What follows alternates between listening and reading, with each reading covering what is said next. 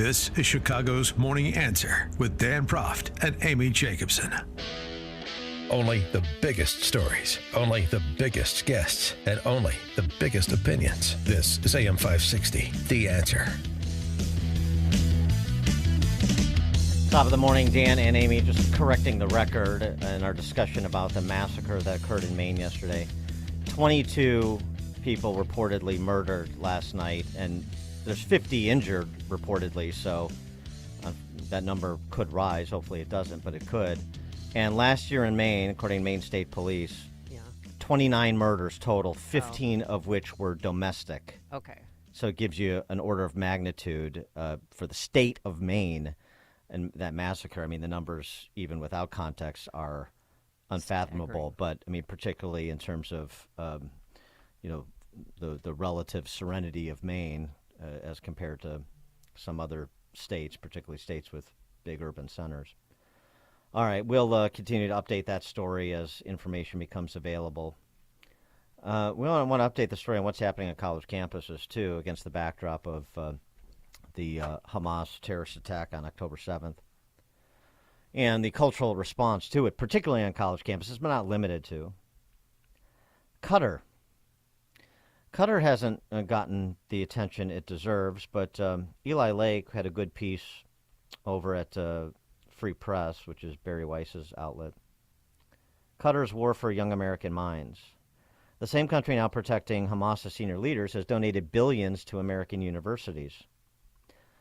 Now listen to these numbers. It's actually the largest foreign donor to American universities. Really? And Hamas has an office there, just so you know.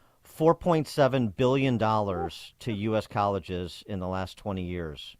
$103 million to VCU for a fine arts campus. $1.8 billion to Cornell for a medical school.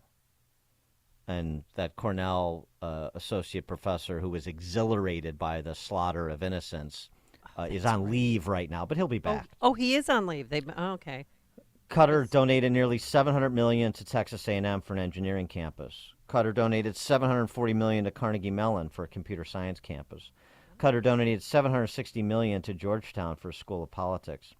And Qatar, perhaps the most sickeningly ironic of them all, gave money to Harvard.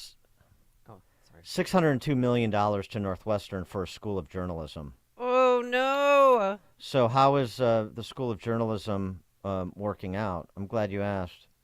The School of Journalism, $602 million from Qatar. Northwestern, the Daily Northwestern, is covering the campus with pro-Hamas propaganda. Headline from the Daily Northwestern. This is one of the reasons why when I was there a million years ago, me and a few other folks, primarily Jewish folks actually, who are now like urologists and heart surgeons, started this alternative weekly paper to the Daily Northwestern because the Daily Northwestern is a Marxist rag. Here's one headline from the Daily Northwestern, brought to you by the government of Qatar. Northwestern complicit in genocide of Palestinians. And in the Daily Northwestern, they repeat the blood libel that Israel bombed that hospital in Gaza. No, they didn't. We are awaiting comment from the Dickensian named president of Northwestern, Michael Schill.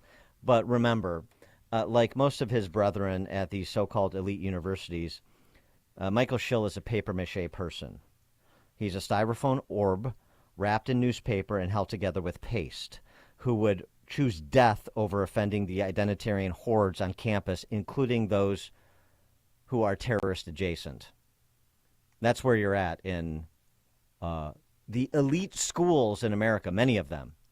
And the grotesque display that was recorded and went viral yesterday at Cooper Union in New York, where pro-Palestinian, pro-Hamas, really, protesters are banging on the doors of a library that was locked to protect Jewish students. Oh, my God. Like they were coming after them. Have they no shame? It is really stark, isn't it? by the way, speaking of ironies, Cooper Union, where Abraham Lincoln gave his famous speech articulating the moral case for civil war to eradicate the noxious institution of slavery. That was Cooper Union then, and apparently it's become quite less civilized some 170 years later. But why would Qatar, give billions of dollars to U.S. universities other than just to control them, right? Why would the Chi-Coms, the Chinese Communists, set up Confucius Institutes at universities? Why does the Chinese Communists pay professors and endow professorships at universities? This is influence peddling. This is academic washing, if you will. You've heard of sports washing, like when the Saudis bought stood up the Live Tour and now bought the PGA Tour. Sports washing. This is university washing and influence peddling and standing up Students for Free Palestine chapters all over the country on campuses. 312-642-5600, turnkey.pro answer line. You could text us at 64636, type in DA, then a quick comment. I have one here. Dan, does NU have any Jewish professors in journalism department? Well, of course they have Jewish professors. Of course they do. And a lot of Jewish students. And I don't know. I'm not hearing from them. Be nice if they would make their voices heard. Now's the time. For more on this, we're pleased to be joined by Peter Berkowitz, Senior Fellow at the Hoover Institution, former Director of Policy Planning at the State Department. And you can find his writings at peterberkowitz.com. Peter, thanks for joining us. Appreciate it. It's good to be with you. Thank you. By the way, I should hasten to add, and then want to get your reaction to this Qatar Connect to the campuses, that Qatar, $1 million donor of the Clinton Foundation, along with the Pritzkers and hedge fund billionaires like Sussman, all funding the Clinton Foundation back in the heady days when the Clinton Foundation was used by foreign governments to get access and influence peddle and enrich the Clintons in the process. Just an interesting connect there. But Qatar and other foreign agents that buy influence in America and propagate anti-Semitism at minimum. It's deeply problematic, and Qatar has for a long time been playing both sides of the game. You know that they are the host of the United States' largest military base in the Middle East. They CENTCOM sits there. At the same time, they also host the leaders of Hamas, who live in luxury in Doha, and the infusion of tremendous amounts of cash to American universities, given the role that they've played in funding Hamas, is deeply troubling. However, I would not want this to obscure the role that the America's own educational system has played in radicalizing students and normalizing atrocious opinions, such as it is legitimate for Hamas jihadists to undertake a massacre of more than 1,400 civilians in Israel, abduct them, rape them, mutilate their bodies, and so on. That doesn't just come from, I would say, even primarily from Qatar funding of American institutions of higher education, troubling as that is, but from the structures, the doctrines that are promulgated through the American educational system. Well, right. I mean, that's an important point. There's no question. But we're trying to get a sense of, is there a real scales falling from eyes going on in higher ed and among those particularly that are the high net worth individuals providing a lot of the funding, including but not limited to Jewish donors. Do you think that's going on? Do you think there's a recognition about what college campuses really have become, and maybe even some beginning enlightenment about what you're talking about? Now pull back from college campuses and start looking at K through 12? Well, yes, I think there's evidence that we are living through a watershed moment in higher education. It strikes me as parallel to the watershed moment we lived through in 2020, with the confluence of COVID-19, students learning from home. After the George Floyd killing, especially, parents saw on their children's Zoom screens teachers indoctrinating them in the idea that the United States is divided between oppressors and oppressed. This is the key distinction for understanding everything. I think now in fall of 2023, with the reaction of many students groups and some faculty to the Hamas massacres in Israel, donors have written letters. Bill Ackman, to the billionaire and hedge fund investor who has given generously to Harvard, UPenn billionaire alumni at other colleges as well, are horrified at the reactions of students, the reactions of some students, and the inadequate reaction of university administrators. Or, it should be added, the sudden discovery by university administrators that free speech is a good thing and that universities should be neutral. After all these years of celebrating partisan causes, partisan progressive causes, suddenly when students are celebrating massacre, the universities are finding their voice on free speech. Free speech needs to be protected, but why only now is deeply troubling. But is this ever going to change, or is this always going to be, pro-Palestinian marches? And I feel like the Jewish community has no voice in this. I mean, here in Chicago, on Sunday, they tried to have a protest, or not a protest, a rally, in support of Israel. Please bring home the hostages. And they had to change locations 3 times. The answer is change is going to be very difficult, but there are promising signs. As generous as the Qataris have been, the American universities, colleges and universities, especially the elite ones, are especially dependent on alumni donor gifts. Mm-hmm.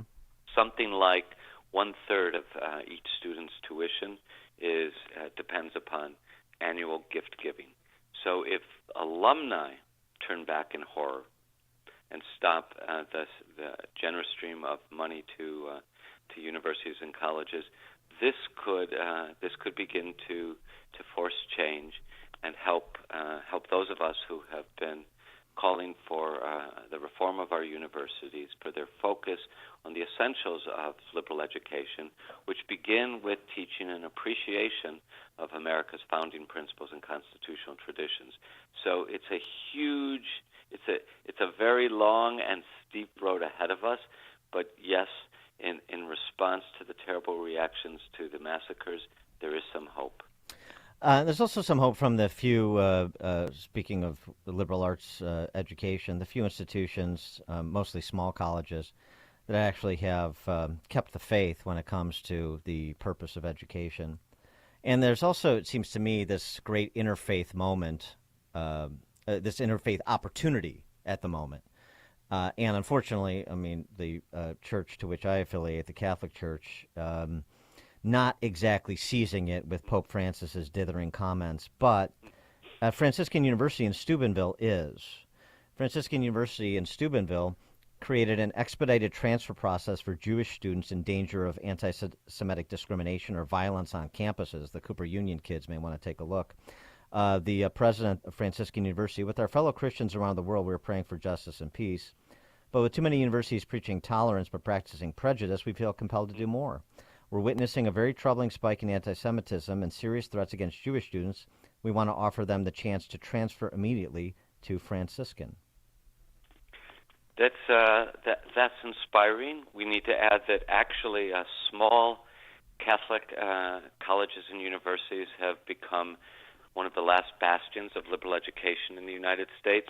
Mm-hmm. But we should also give more credit where it's due. The president of Purdue University issued a forthright statement against the massacres and expressing sympathy with Jewish students. Ben Sass, the new president of the University of Florida, also issued a inspiring statement. And even different from the journalism school apparently at Northwestern. 67 law professors at Northwestern University issued an unequivocal condemnation of the Hamas massacres.